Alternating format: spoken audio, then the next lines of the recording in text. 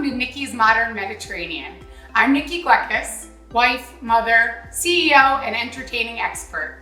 It makes me so happy when people eat well and enjoy each other's company. That's why I've created this place where I could show you exactly how I do it. From my signature dishes to my creative decor, I love entertaining. Join me on today's episode where we're gonna make Pastitsio, the ultimate Greek comfort food.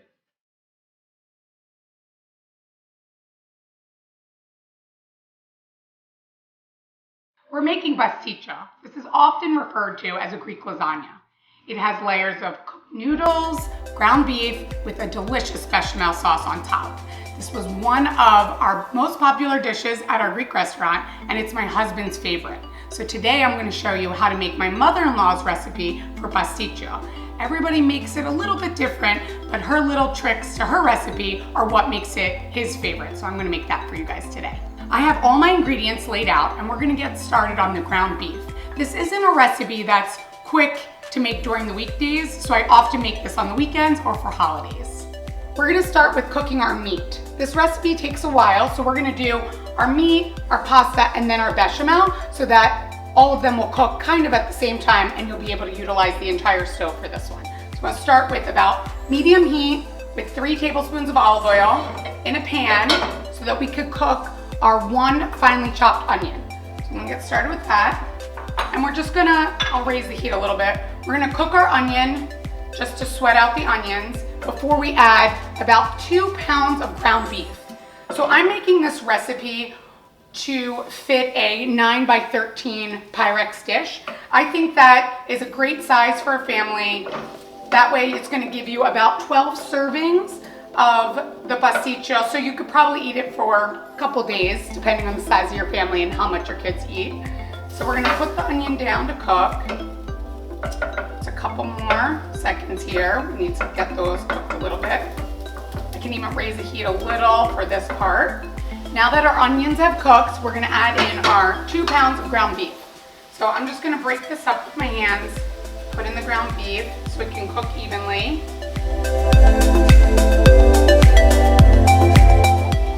Once I have all the ground beef kind of broken up, I'm gonna add all my spices. I'm gonna add 2 cinnamon sticks, 1/4 of a teaspoon of nutmeg. Nutmeg is pretty overpowering, so you don't wanna add too much. A teaspoon of salt, and 1/2 teaspoon of pepper. So now I've seasoned the meat, and we're gonna let that cook down. Have that all brown and reduce all the liquid before we add our next step. Once my meat has been browned and I'm waiting for this to cook down to really absorb all this liquid, I'm gonna get the water ready for the pasta. So I have a full pot of water with just a teaspoon of salt, and I'm gonna put that up to boil so that I can cook my pasta while I'm waiting for the meat, and I'm gonna make the bechamel cream. To really know when your meat is ready for the next step, you will see that a lot of the liquid has been absorbed into the meat, and you'll also hear a little sizzling, which means that the meat is brown and we can go on to our next step. So for this recipe, my mother-in-law uses a shot of brandy and lights it on fire. So we're gonna flambe that today. Some people might be intimidated by that, so you could use cooking wine if you like as well. So I'm gonna get that ready, and I will often tell you certain tasks that you could have your children do, but this is not one of them. So I'm gonna push the meat kind of to the side so that I can throw in the brandy and flambe it. And the flambe is really gonna cook off the alcohol and give the meat a delicious flavor.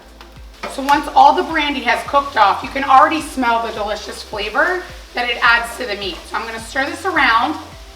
And next, I'm gonna add a 6-ounce can of tomato paste. And I'm gonna add it without liquid first, break up the tomato paste.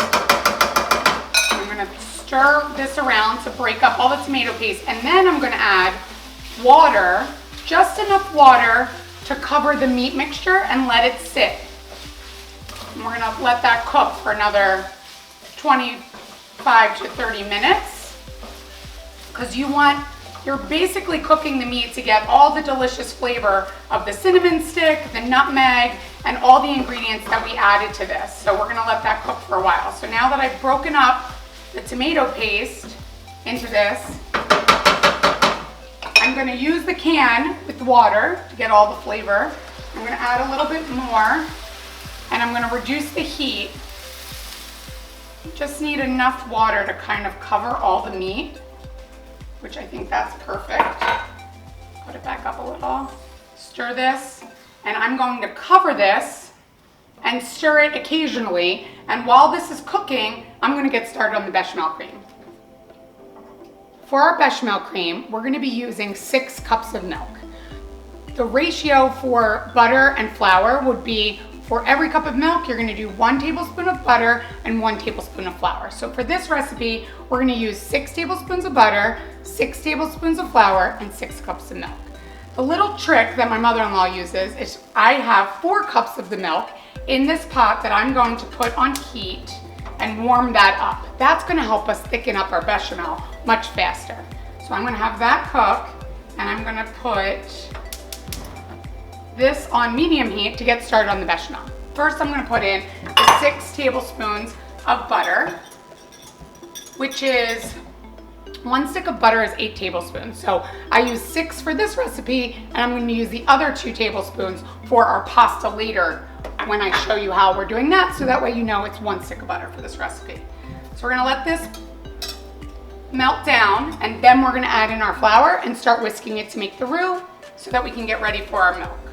While I'm waiting for the butter to melt down, I'm just gonna stir our meat mixture, just because we wanna stir it occasionally while it's cooking. It smells delicious. And that looks great. You see the liquid is all getting absorbed into the meat. And then when this is finished, we're just gonna skim the fat of the meat. So we're gonna cover that back up. Our butter is really melting down. I'm gonna lower the heat a little. So I have measured out 6 tablespoons of flour, and I'm gonna start whisking that vigorously into the butter. And I'm gonna whisk that until the flour really cooks down. So we're gonna cook that. And you're gonna see the color of the butter and the flour is gonna change a little bit more into a darker yellow, light brown color. So that's when you know you're ready to get the milk into the mixture. So first we're gonna pour in 2 cups of the cold milk, and it's gonna thicken up. Then we will slowly add in our hot milk into the mixture. So now you can see that the flour is cooked off into the butter, and I'm gonna get ready to pour in the 2 cups of cold milk. I'm gonna vigorously whisk this as I pour it in. Now that I've stirred in the 2 cups of the cold milk, the roux has already made a really thick consistency. You can see that coming off the whisk. So now I'm gonna pour in our hot milk into that and whisk it. So I'm not gonna whisk it as vigorously here. I'm just kind of stir it. You wanna keep on top of this bechamel, but you don't wanna whisk it too quickly because the air will get into the mixture and then it would cool it, and you really want it to get hot and thicken up. So I'm just gonna put it on medium heat and kind of just stir it around and let that cook and thicken up. It'll probably take about 20 minutes. So after about 20 minutes of slowly whisking this mixture, we have a nice thick consistency, and we're gonna stir in our ½ teaspoon of nutmeg, ½ teaspoon of white pepper. So when we're making a white sauce, it's great to use white pepper so that you don't have the black flakes in that. And we're gonna do about ½ teaspoon of salt and 2/3 cup of grated cheese. So this is even going to help with making this really thick. So we're gonna whisk that in. And after all of that has combined, we are gonna take it off the heat and whisk in our eggs. And we're gonna do that one at a time, nice and slowly. But let's get this all nice thick. It looks delicious. Now that all the ingredients are combined, we are going to take this off the heat. I'm going to put it right over here, and I'm going to put there's 2 eggs in this, but we're going to put one in, one at a time, and vigorously whisk that. So I'm going to stir this and just whisk that in, temper the egg into the mixture. Do the other one. It's a nice workout. And that is all set. Our water is boiling, and so we are going to put in our Pastitsio noodles. So I want to show you these noodles. You could get these at a Greek store if you have one local, or you can try one of your specialty grocery stores. Basically, these noodles are a very thick noodle with a hole in the center. So before we make our Pastitsio, we're going to pour in 2 ladles of our Béchamel cream, and the hole in the noodle will hold that sauce. So if you cannot find this particular Pastitsio noodle, you can use another noodle that is thick and has a hole in the center. So I'm going to pour these in, and we just want these to cook about 7 minutes. We just want them al dente. We don't want to overcook our noodles because they're going to cook in the oven when we layer the Pastitsio as well. So we're going to leave these cook, and now we're going to finish our meat. So our meat has cooked. I've taken it off the heat. Look at that, it looks delicious. We have the fat on the top of the meat, and I'm just gonna skim that by just putting my tablespoon right there, press it down. And I just wanna get the fat out of it. I don't wanna get any of the meat. So I'm gonna carefully do this so I can just get all that extra liquid and fat out of the mixture. Now that I've gotten all the fat out of the mixture, the meat smells amazing, but I'm gonna pull my 2 cinnamon sticks out as well so that I can get ready to layer the Pastitsio. We've drained our noodles. We didn't rinse them, but I put them right into this pan, and I'm gonna get ready to dress them for layering our Pastitsio. I'm gonna first put in those 2 tablespoons that we didn't use for the stick of butter. I put that in, and I'm gonna just toss it around to melt the butter on the noodles. And then I'm going to put in the 2 eggs, a half a cup of grated Parmesan cheese, and 2 ladles of our Béchamel cream. The noodles will soak up all of that cream, and it will be delicious into the layered Pastitsio. The butter has melted. Now we're gonna toss in our half a cup of grated cheese, our 2 eggs, and I'm gonna put 2 ladles of this delicious Béchamel cream right into our noodles, and the rest of the Béchamel is gonna go on top of the Pastitsio. Put that in there, toss the noodles.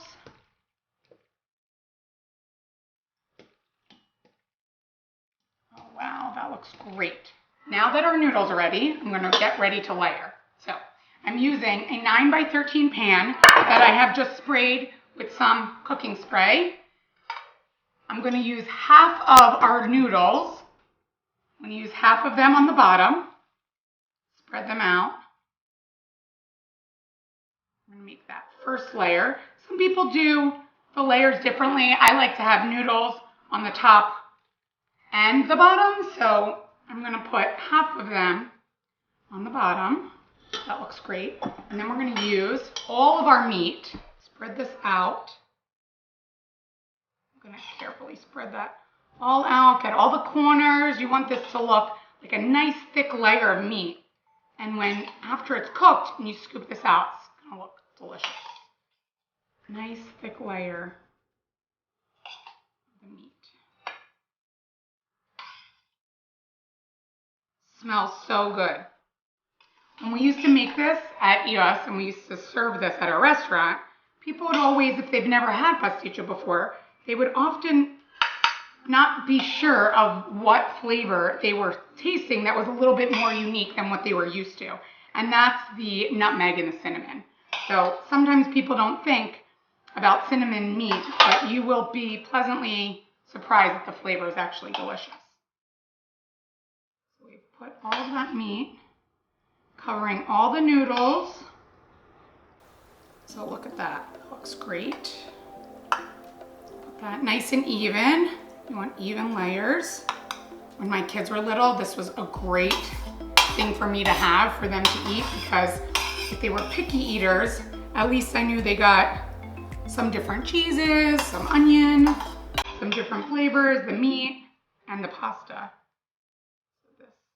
Now we're gonna put the rest of our noodles on top. Spread those out evenly.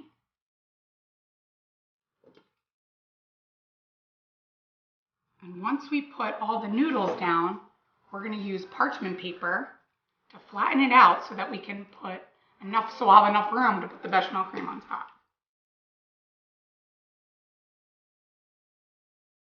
We spread out all our noodles. They're nice and even.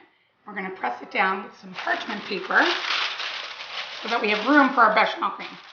So I'm just gonna press that down, all the corners, and this will help compress the entire mixture so that it makes it a really nice thick layers. Okay, pick that up. Now I'm gonna pour the bechamel cream on top.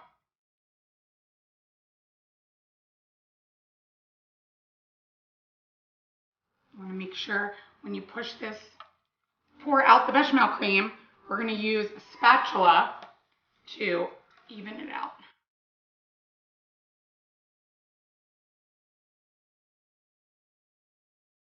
I've evened out the bechamel cream. I'm just gonna sprinkle a little grated parmesan on top and then put this right in the oven. We're gonna bake it at 350 degrees for about 30 to 40 minutes, depending on, you really want the top to be nice golden brown. Now that our pastitsio is finished, nice golden brown color, I've let it sit for a little while just to cool off so that I can cut it. If you cut it when it first comes out of the oven, it's gonna be so hot and the bechamel will be running all over. So a little trick is you could use your spatula as your measurement on how to cut the pieces. So for this, we're gonna use 3 spatula lengths. I'm gonna cut it down the long ways. And then our spatula lengths this way, which will give us 12 even pieces. So I've done this a bunch of times, so I'm gonna cut that down.